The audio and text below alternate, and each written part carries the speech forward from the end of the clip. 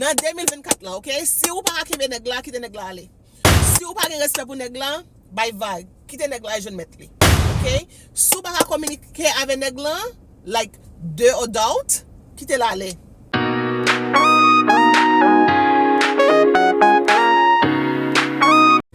What's up YouTube? Bienvenue sur page moyen. Non, moi c'est Daphné et il y a un plaisir pour moi avec aujourd'hui. Si c'est la première fois vous tombez en bas page moyen, s'il vous plaît, à abonner, à partager, à share, à like. Love and fait ça, go to my other pages, okay? Also Instagram, also Facebook, also TikTok. I'll follow l'autre page and then come back here, gade toute l'autre vidéo moi, ok? Anyways, bienvenue sur page moi. Si c'est la première fois vous tombez en bas page ça, s'il vous plaît, restez là, parlez, brochez, gardez, woo! So dans 2024 là, we taking this over. We got this. Dans 2024 là, watch us, yeah! Anyways, vi nan avem parce que well, comment nous passer fête Noël là? How was your Christmas? Did you guys have a good Christmas? I hope you guys did. We did too. But match sa nan mesis la and is defective. Li pa travay, li pa bon, so as a result, ma bredounel ou bien yo pral changer. Right? But before I lay, this is like probably like my third time, c'est troisième fois ma recorder vidéo ça. Hein? Ki problem caméra jodi? Ki problem li? Huh? What is your problem, camera? Anyways, en 2024 là, an nou normalize bagay ki rele respect avec communication. OK? Nan ki n'importe relasyon, li ka mariage, li ka zamitay, let's normalize it, OK? So, moi sonje moment de papam, non relasyon ki de bagay ou bezwen. Li dim kon sa ke respect avec communication. Tout l'autre bagay ajoute. Fine. Moi mande marim nan, même question, moi di chérie, écoute, non relasyon ki sa ki pi important. Li dim respect avec communication. I said, wow, okay. Oh my goodness. La plupart nan nou pa genyen. Wow. Surtout les moun nan se yon professionnel et moun nan book educated, leave educated. Écoute, tenez bien oui, moi pas dire ça éducation qui la kayou, me dire ça éducation qui yo apprend nous l'école because c'est des bagages différents. Moi toujours dis ça. And it's bad. Surtout les moun nan pa te kwe. Yes, moi dis les moun nan pa espérer, les moun nan pa penser li ta privé non position, moun nan vin mal élevé. Why? Ouais, un pile dame haïtienne tant que yo parle avec mari yo ki n'importe gens.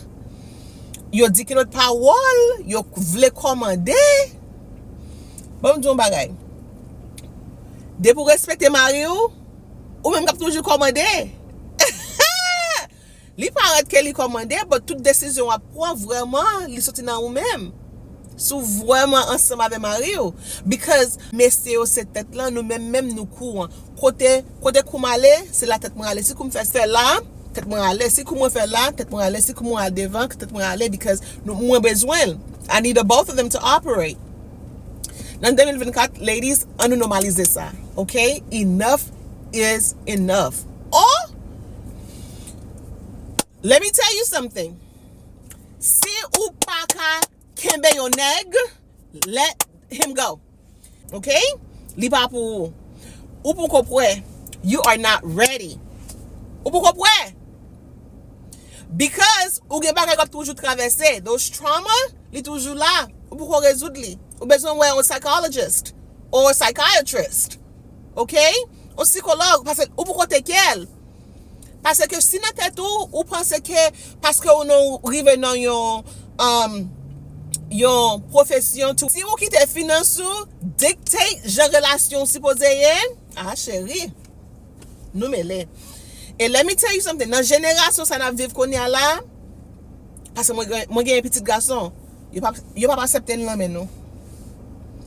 Il pas accepter. They will not accept it. Ou ti garçon nan ti fi, non mon ti garçon moi gen ti fi.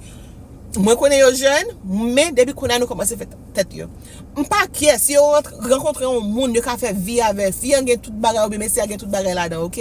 Moun yo décider yo gen tout bien matériel. Et puis moun n'a pas respecté yo, allez. C'est ça que fait.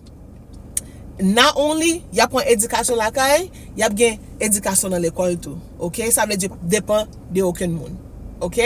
Y a connaît. C'est ça maman me fait pour moi. Maman toujours dit comme ça chérie écoute.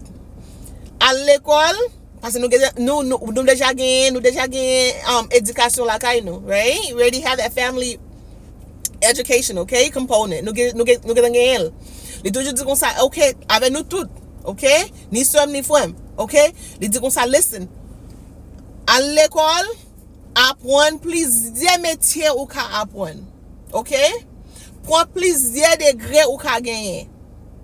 Second AA pour un bachelor, second bachelor pour un master, second master's pour un PhD. Si vous voulez faire l'autre bagage, vous voulez apprendre, get a JD.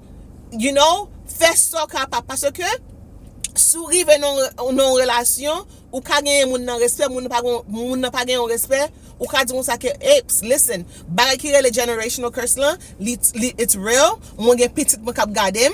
Certain things m baka accepter nan men. So, moun ka saisi la vie petite moins, pour ka make sure la vie petite moins normal.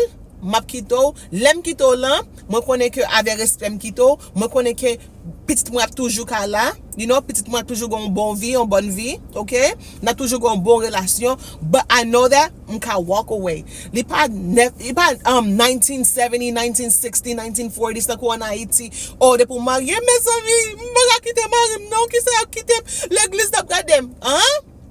What? Ça veut dire pas traumatize your kids parce que l'église d'ap gado? Nah, friend. Nous pas faire ça. No, my friend.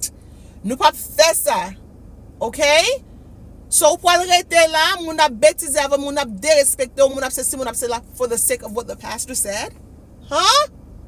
My friend, dans 2024 là, normaliser walking away from relationships that no longer serves you. OK? Si moun n'a pas avoir respect, allez. You hear me? Si moun n'a pas avoir respect, allez. Si moun n'a pas communiquer avant, allez. Parce que respect avec communication, it's everything. OK? Ou pas un mal bourrique, moun n'a pas parler avec n'importe gens. OK?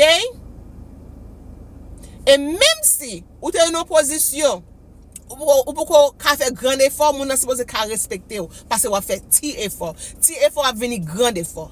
OK? En pile fois dans la communauté haïtienne, moi ouais ça tout nèg yo mette à l'école oui.